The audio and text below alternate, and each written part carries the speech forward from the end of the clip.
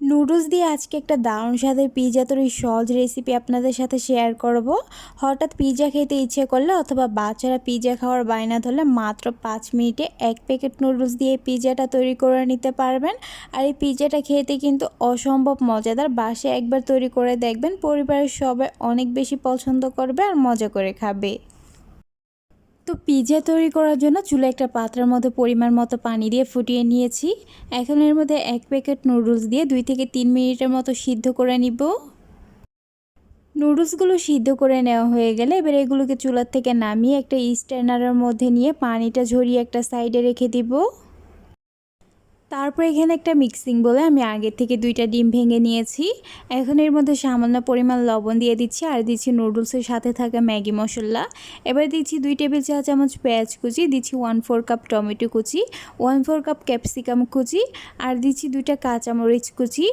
এবার হচ্ছে এই সবগুলো উপকরণ ডিমের সাথে ভালোভাবে মিশিয়ে নিব। এখন এর মধ্যে দিয়ে দিচ্ছি আগে থেকে সিদ্ধ করে যে নুডলসটা স্ট্রেনারে রেখে পানিটা ঝরিয়ে রেখে দিয়েছিলাম ওইটা।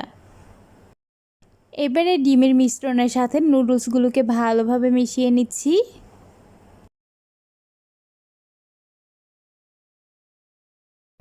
তো এভাবে করে ডিমের মিশ্রণটা নুডলসের সাথে আমি ভালোভাবে মিশিয়ে নিয়েছি। এবারে এগুলোকে একটা সাইডে রেখে দিব। তারপর চুলায় একটা প্যান বসিয়ে দিয়েছি। এখন এর মধ্যে 1 চা চামচের মতো বাটার দিয়ে দিচ্ছি। তারপর বাটারটা যখন মিল্ট হয়ে গেছে এবার এর মধ্যে আগে থেকে যে নুডলসটা মিশিয়ে রেখেছিলাম এটা দিয়ে এরপর প্যানের মধ্যে এভাবে করে একটু ছড়িয়ে দিচ্ছি।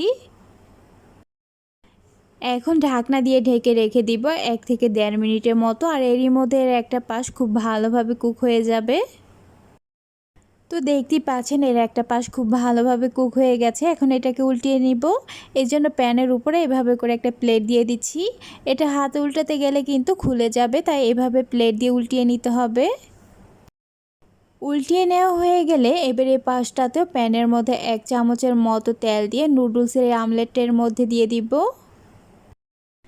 তারপরে এর উপরে 3 চামচের মতো টমেটো সস দিয়ে পুরোটা আমলেটের মধ্যে সসটাকে ভালোভাবে লাগিয়ে নিব। সসটা লাগিয়ে নেওয়ার পর এবার এর মধ্যে কিছু পরিমাণ মজরেলা চিজ দিয়ে এভাবে করে ছড়িয়ে দিচ্ছি।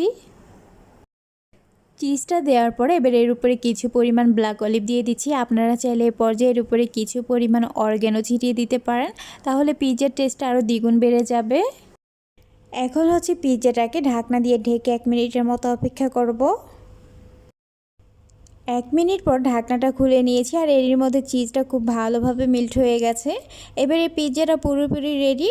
এখন এটাকে চুলা থেকে নামিয়ে পরিবেশন করার পালা। মাশাআল্লাহ, দেখুন পিৎজাটা দেখতে কতটা লোভনীয় হয়েছে, খেতেও কিন্তু হয়েছে ভীষণ মজার। হঠাৎ পিৎজা খেতে ইচ্ছে করলে অথবা বাচ্চারা পিৎজা খাওয়ার বায়না ধরলে মাত্র 5 মিনিটে নুডলস দিয়ে এটা চটজলদি তৈরি করে নিতে পারবেন। আশা করছি আমার এই সহজ রেসিপিটি আপনাদের ভালো লেগেছে। ভালো লাগলে পেজটা ফলো করার অনুরোধ রইল, তার সাথে আমার চ্যানেলটা সাবস্ক্রাইব করার। তাহলে আজ এ পর্যন্ত, আবার দেখা হবে নতুন কোনো এক রেসিপিতে। সে পর্যন্ত সবাই অনেক বেশি ভালো থাকবেন, সুস্থ থাকবেন। আল্লাহ হাফেজ।